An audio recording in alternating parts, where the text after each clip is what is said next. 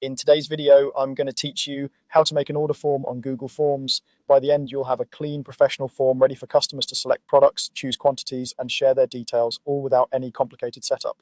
First, open your browser and go to Google Forms. If you're prompted, sign into your Google account so your work saves automatically. You'll land on the Forms homepage where you can create something from scratch or use a ready-made design to speed things up.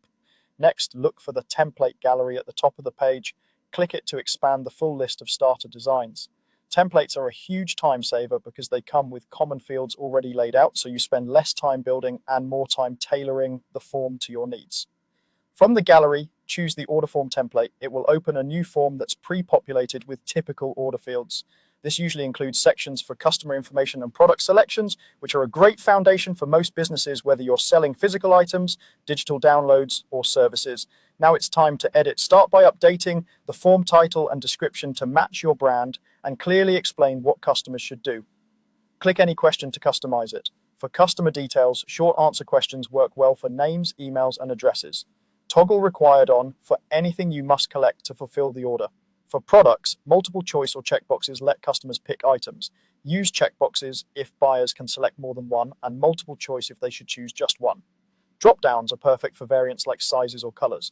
For quantity, use a short answer field and add response validation, so only numbers are allowed. This keeps orders clean and prevents typos. If you need more fields, click the plus icon to add a question. You can duplicate existing questions to keep formatting consistent or delete ones you don't need. Drag the 6-dot handles to reorder items and group related questions together, like keeping all shipping details in one place.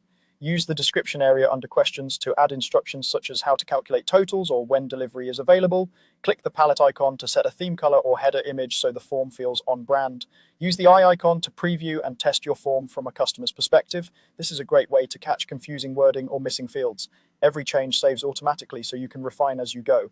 And that's it. Your Google Forms order form is ready to